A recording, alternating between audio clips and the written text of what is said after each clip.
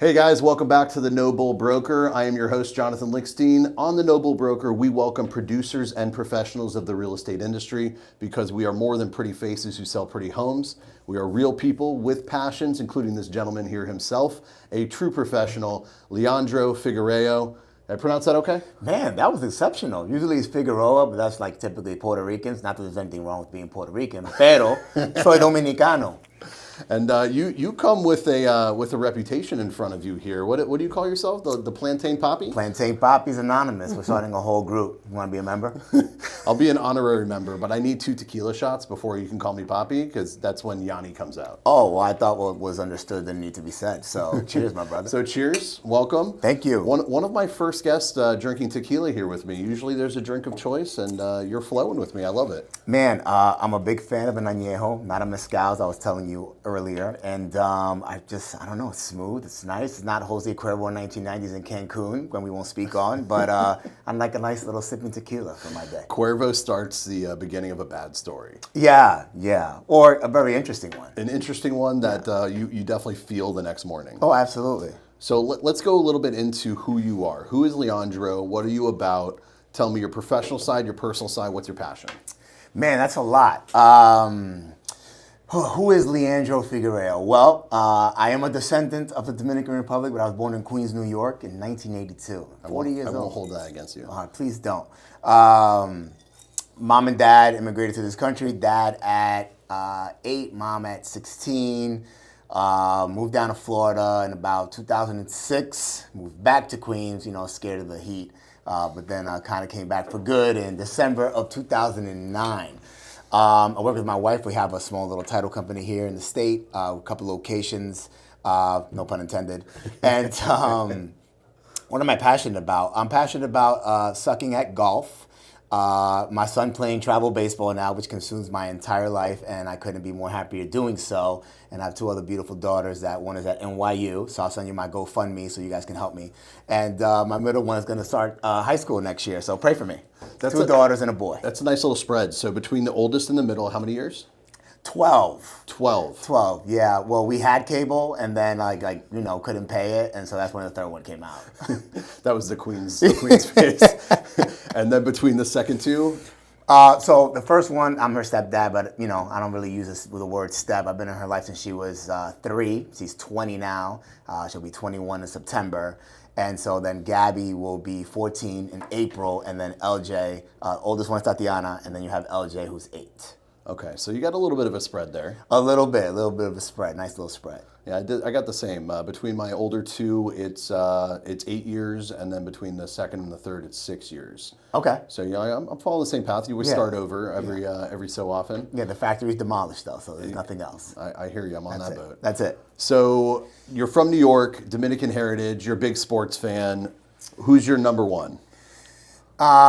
Sports. Sports-wise. Sports, baseball. I'm a Yankee guy, of course. Dominicans. I don't lie about my age. I'm 40. Most Dominicans, they tend to embellish just a little. I.e. Danny Almonte. Last time I was just talking about this yesterday. Last time I actually was a big hockey guy for a long time until 1994. I could name you everybody that played for the New York Rangers the year they won the Stanley Cup. The last time they won the Stanley Cup.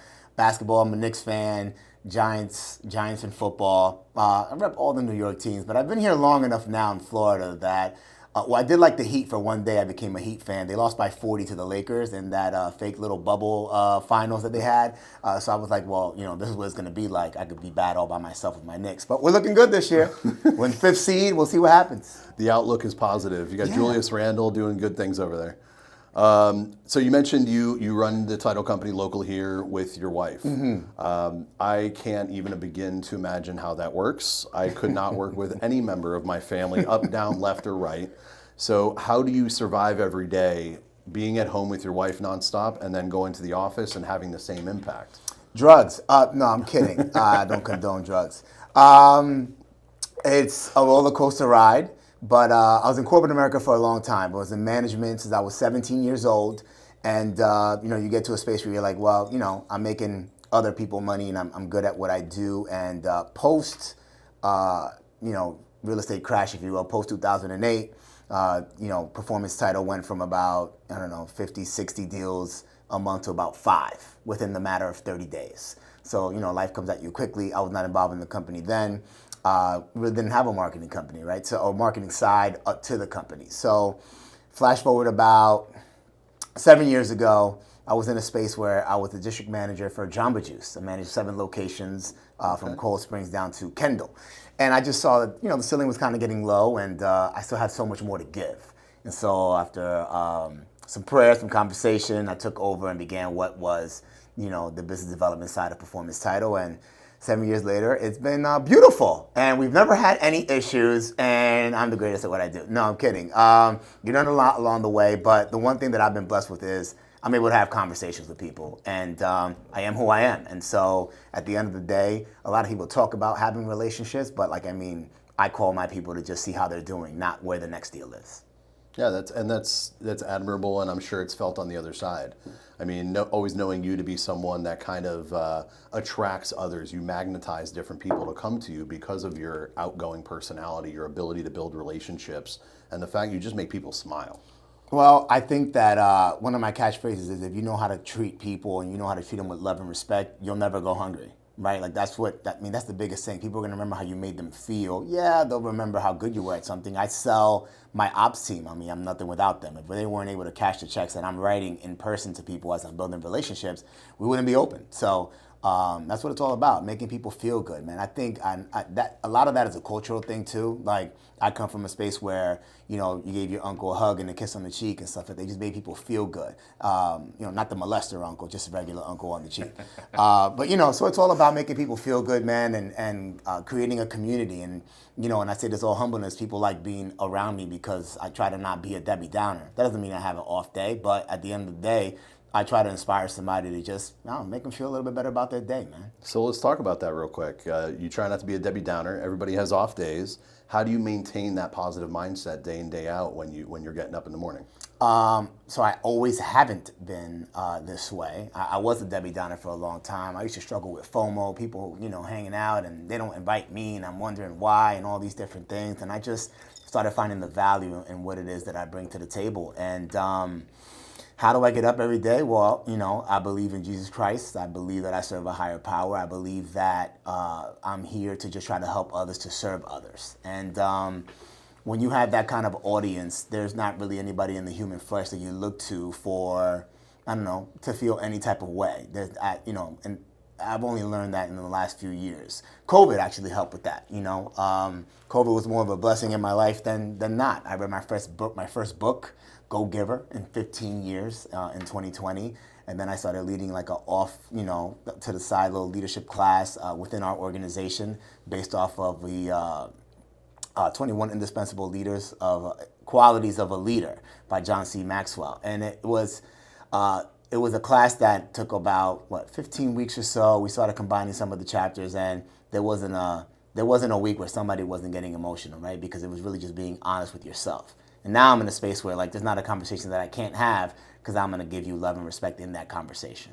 Well, let's jump into that real quick. You brought up something that I was going to go into later, but we're gonna do it now. Let's do it. So reflection's a big part of growth in your lifetime or the timeline of your life. Mm-hmm. If you can't look back at the events that you had or that you've occurred or you've lived through during your life and learn from them, it's hard for you to grow as a person and you keep making the same mistakes. So 100%. Where I'm going with this is, how do you take the time or how much time do you really spend or what do you look back at to reflect and grow from each event or life experience that you live with?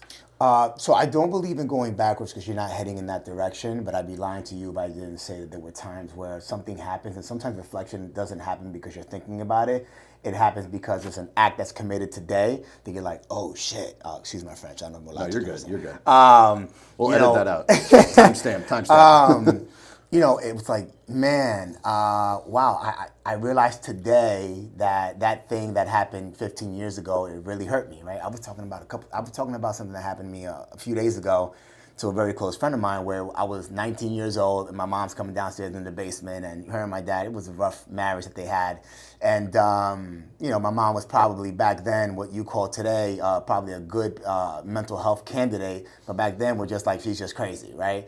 They didn't know what to call it back then. We didn't know what to call it. You know, Chris Rock said it best, or whatever happened to crazy. You know, you could just be crazy, dude. We don't need medication. You just need to be in a room somewhere, strapped up. So, you know, she comes downstairs to my basement and it's like, hey, by the way, your dad that you've known for 19 years is not your dad, right? Your dad is some doctor from the Bronx, and I never told you this. And it was the first time I ever seen my dad cry, because later on that day I had to tell him that. And nothing ever, I didn't pursue anything from that, because for 19 years, I've known one man to be my dad. So, right. so that's it. So, you know, when you go, we all go through something. We were having an ops team meeting, a staff meeting the other day at the office. And I was talking to the team, and, you know, we struggled last year, right? We were down 20%, the last 3 months of the year down 35%. But at the end of the day, and a big shout out to somebody I get to go to war with every day in sales, Mr. Jack William Parada.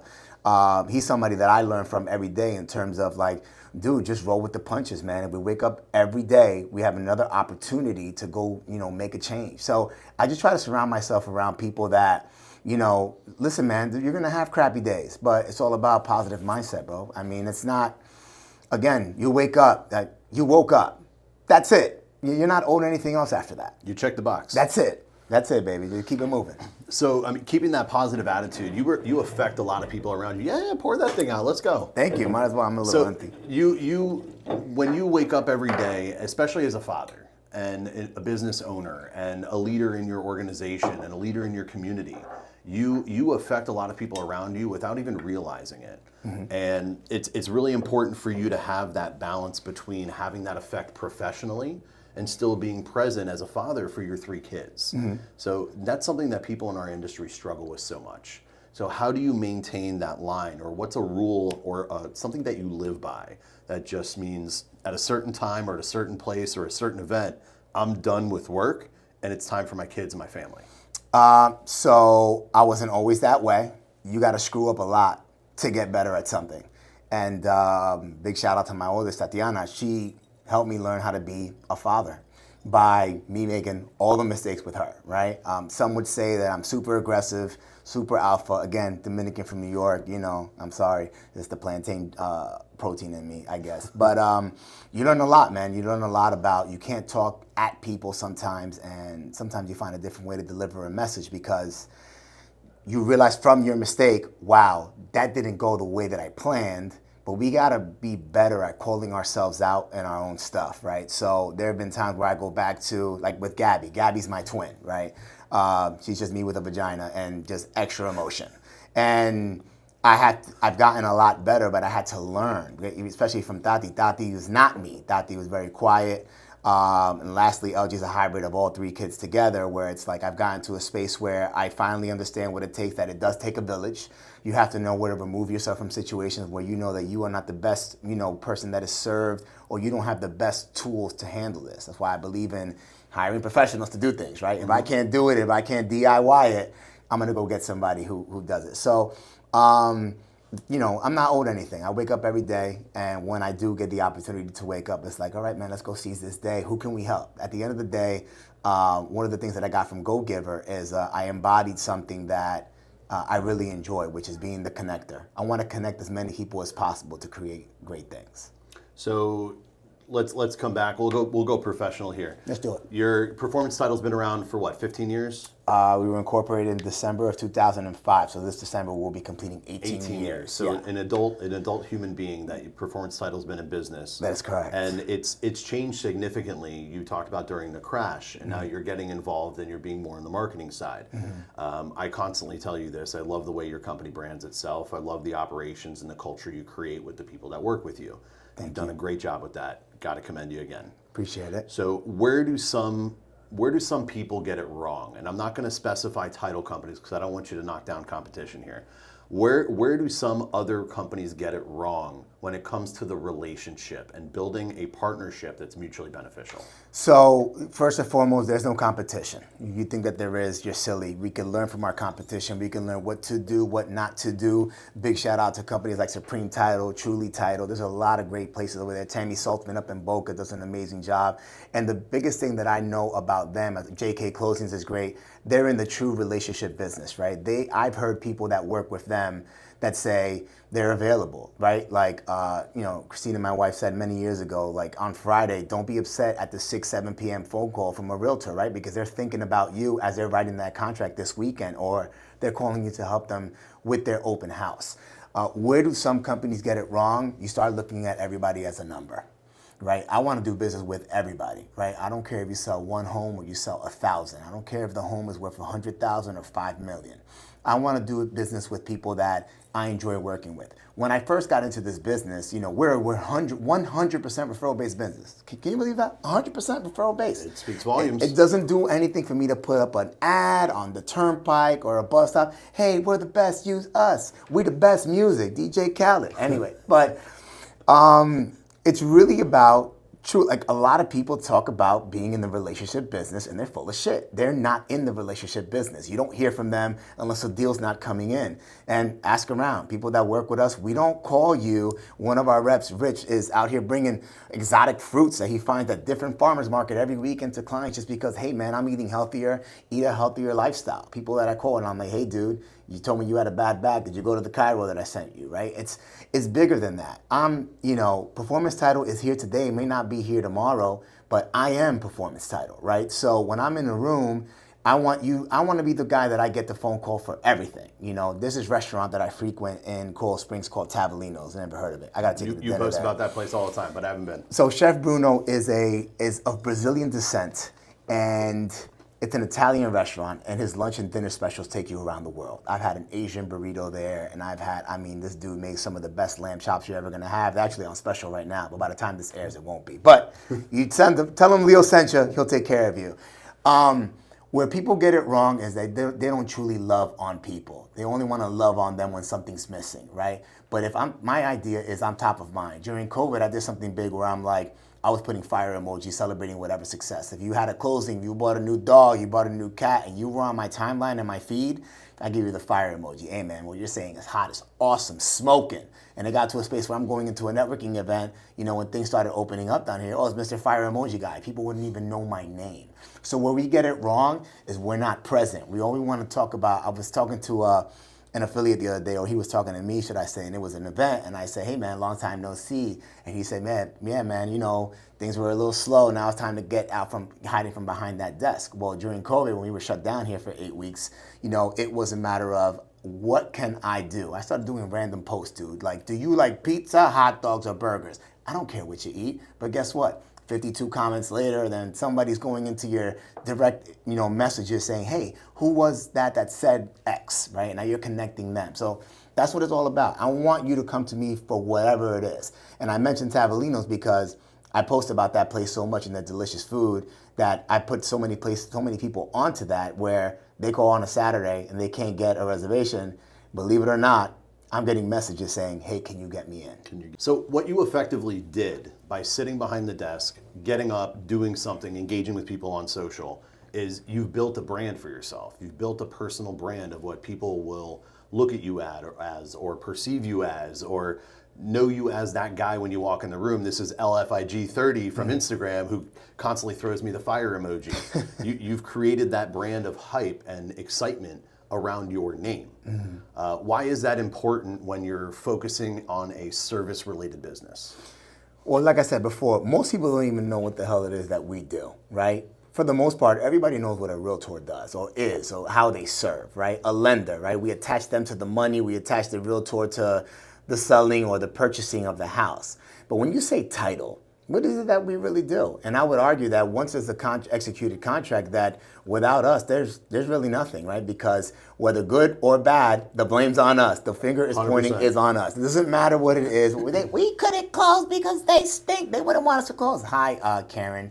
We wouldn't close. We don't get paid either if we don't close, so it's not beneficial. So why is that important? Because I want to be that guy. I want to be that guy that you call, and I want to be that guy that you think I become top of mind when it comes to, I need a referral. I need a connection. I want a recommendation to go eat somewhere. That happens too. And I don't want you to know me to do just one thing, because I'm here at this company today, but planting seeds that are going to be bigger. You know, my dad and I have 10 acres, and we're hopefully, God willing, building a house that we're going to be on track to be the biggest exotic fruit tree nursery distributor in the state of Florida, right? And that's just one of the seeds that I want to continue to water. And if that's what's supposed to happen, then, you know, it'll be revealed to us. But just keep planting seeds, making the right connections. I think that when I think of you, for example, I just know what you've done with this brokerage, right? To be, what is it, top 54 in the U.S.? 47 overall companies, 13 for independents. I mean, think about that, right? And you talk when you think of the big names, right?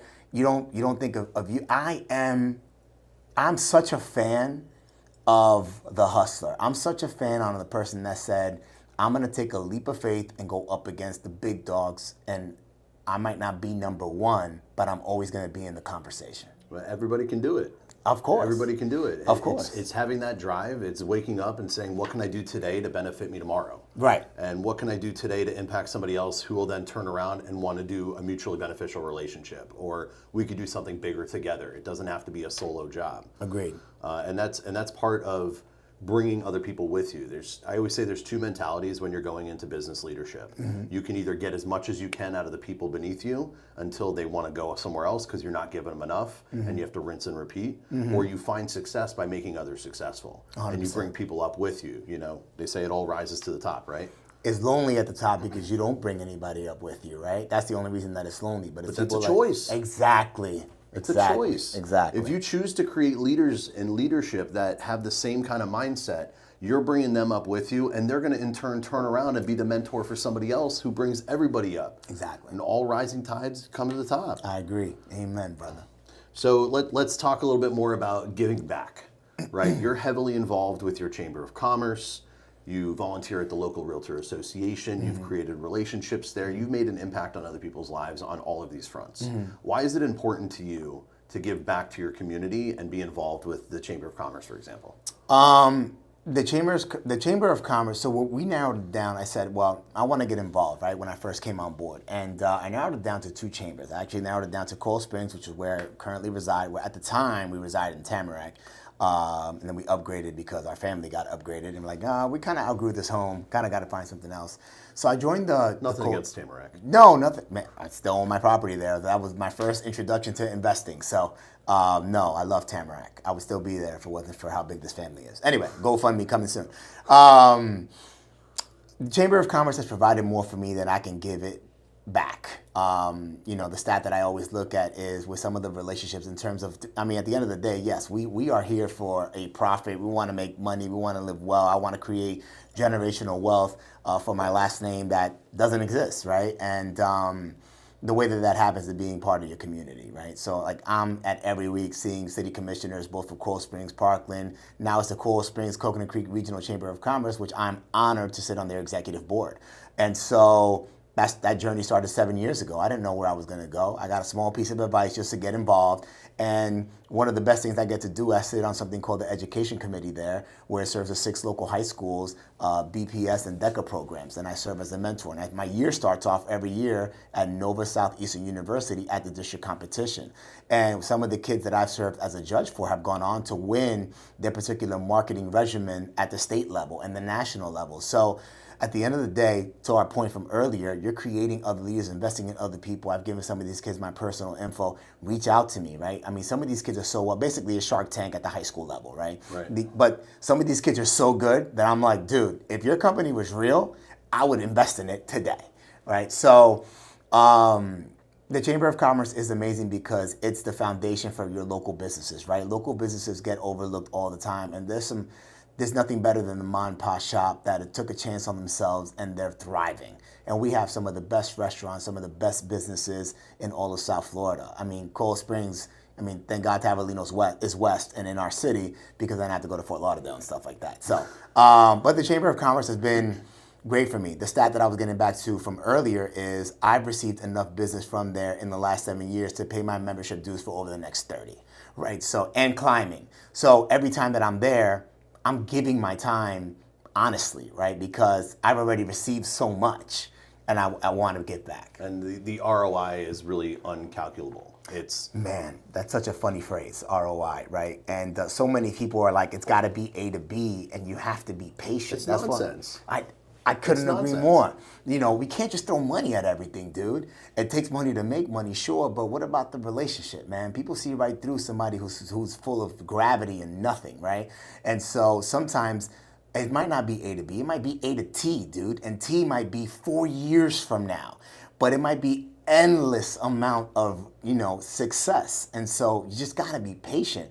Overnight celebrities, they come and go, dude. I want to be here 20 years from now when you're like, man, do you remember that relationship that you created 20 years ago? By the way, here's your check because we're multimillionaires now. So Gary V, you know Gary Vaynerchuk? Yeah, Love that I know. guy. He's a good dude. Love that guy. Love listening to him. He's completely unfiltered. Love his style. 100%. Anyway, he has a quote that says, relationships don't have to have an ROI. It's about starting a conversation. Amen.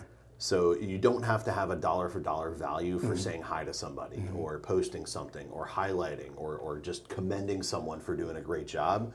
It's really just what's going to come out of that relationship, whether it's emotionally, support-wise, business referral, dollars. It could be anything. You just never know. The more people you know, the more people you speak with, the more chances you have at some type of benefit for you and or them, which pays dividends on all different levels. 100%. So you don't have to think about the dollar amount. And No. there's too many people who go through our industry, the title side, the mortgage side, the inspection side, the real estate side, who are so focused on, I'm not going to spend my time there because I'm not getting a deal from it today. And they're focused on spending X amount of dollars on Zillow, Realtor, or one of these paid sites, trying to get a lead coming in online because that means dollars to them. And it's the wrong way to look at it. 100%. I mean, you can't be chasing transactions, dude. You got to chase the relationship. Because guess what? The realtor that gave you $20 million in business last year, they might retire this year, right? So there's no business like new business. But stop focusing so much on business, dude. Just focus on the relationship. And I mean, I'm sorry to sound cliche with that word because it's the problem is it's thrown around so much, right? It's like chiropractors, like, oh, they all stink and they're all about the money. Well, there's some good ones, right? There are some good ones. And in any industry, there's always going to be some bad apples. Don't let your one experience, give you a blanket approach that, well, everybody's this way just because of your one. You know what I mean? 100%. Yeah, that's what it's all about. It's like dentists, right? Funny, I'm wearing Invisalign right now. I'm on my second tray out of 14. Pray for me. You got a while to go. I got a little bit. So you talk about how beneficial being involved in the Chamber of Commerce has been. There's some of our listeners have been involved in organizations like this, community involvement, organizations, HOAs, et cetera, and they're not getting it back out. What's a piece of advice you could give to someone to be more purposeful or intentful with their networking or giving back? Look in the mirror before you leave the door. What are your intentions? What do you think people's perception of you is? You're not going to make everybody happy. But go back to that love and respect, right? People just join things where like they join a BNI and they just think, well, these people have to come and give a referral. I'm not like anti-referral groups, but I am anti, spending my money to be part of something just to say I get a seat at the table. When you understand the value that you bring to something, the conversation changes, dude. I don't want to do business with everyone. And I'm in a very blessed and fortunate position to be able to say that. Not because I'm better than anybody, but just because if dealing with you doesn't bring me joy, I don't want to work with you. I really don't. Like, it's got to be, listen, do I call all of my clients? Are we hanging out with all of them? No, but most we are, right? I work with, an agent that's building a team very rapidly. And I'm part of his welcoming package, if you will, as far as introductory calls and welcome to the team. And we are the, the preferred title company for this particular group. Though you could use whomever you want. But this one girl, we couldn't continue to connect. It was hard for us to connect. She's busy, and she had to reschedule a couple of times. And she said, can we just do a Zoom call? And I said, that's not the way this works, all right? Because if your idea of wanting to be success is, I'm your partner. I'm the person that's going to help you achieve success, right? Because you've been in this for 3 minutes I know that you don't know this yet, but I'm looking for you 5, 10 years from now. I'm not looking for you in the next 365, right? So no, I want to meet you. I have a gift for you. I want to see what your goals are. I want to learn what it is for your idea of what you want your business to look like and how we can be an extension of that. So again, relationship, I just can't say that enough. And relationships are tailor-made. The way my relationship is with you is not like it is with anyone else, right? It's a white glove approach to when you look at me, I want you to know that what we have, I don't share it with anybody else. I feel it's special. Yeah, I don't want you. you. Is special. I don't ever want you to see me with somebody else that has good hair and think that I like him better than you or her. Oh, I mean, anybody with good hair you can put above me, anyways. All three of mine look fantastic, though. So you know what's a pet peeve of mine? We're talking about networking and giving impact, right? Pet peeve of mine is going to one of these networking events or meetup groups or referral groups with BNIs we're talking about, right? And going there and sitting there and not talking. That is the biggest pet peeve of mine. Why are you going to be the dude in the side of the gym leaning up against the side wall because you don't want to dance? How do people remember you then? How do you build any type of relationship? It's not going to come find you like, excuse me, sir, what do you do? Man, listen, dude, some people are petrified at these things. Some people are just saying, go get out there. All right, you said go get out there, but a lot of times I put it on the person that is, everybody needs a mentor. I believe that everybody needs an accountability partner. I don't care how long you've been in the game, but just, I still think they make the license too easy to get as far as a realtor. But listen, go ahead and get it. I'm all for everybody making money. It's all about a business. This country's a business, right? But some people just don't understand. And when I first came in, as talkative you see me today, dude, I was nervous, right? Because I'm like, oh man, I don't want to sound like another title company. I don't want to be cliche. How can I find my peace? And at the end of the day, it was me overcoming my own shit, bro. And I excuse my French again, but it was me just coming into a room listen, I don't care if you ever use me. If somebody says, hey, do you deal with Leo from Performance Title? No, but he's really cool, man. I saw him at an event. And that's brand awareness. That's marketing within itself. So people are petrified, so more of us, the extroverts, when you see somebody in a corner, go say hello. Guess what? If you're a title company, that person, the title company in the corner, and today they're nervous, tomorrow they might be working with you. So stop seeing people as an obstacle because we are here for the sake of one another. So go walk into a room, and as they say, shoot your shot, man. Go say hi to somebody. That doesn't mean you go sell them what it is you're doing. Get to know them. Guess what? I had a client one time, and they had another opportunity to go use another title company. They throw us a deal here and there, but I don't chase deals, right? So we're friends on social media, and if it's used for the right reasons, one of the biggest tools that we have, if you're doing it, the right way. And I don't know what the right way is. I'm just figuring this stuff out. But they went on a cruise, and I saw them at a networking event, and we hadn't worked together in a while. And I said, hey, how was your cruise? How's that new Virgin Atlantic ship? I'm thinking about doing it. I was living vicariously through you guys. And here they're like, wow, another thing that we like to do is if it comes to my social media that it's your birthday, we're sending you a card, or Jack is sending you a bottle of wine or a tequila or whatever the case is. So it's really just about learning about people, dude. I want to know what it is that you're about, right? I'm not going to forget that how many children you have or what it is that you're into. And when people know that you're thinking about them and you don't have really a reason to, they're going to remember that. 100%. So relationships don't have to have an ROI. You have to be able to build a relationship, and you never know where it's going to go. Sometimes you just got to send a freaking fire emoji. And that's no bull. Thanks for coming, Leandro. Thank you for having me, bro. It was awesome.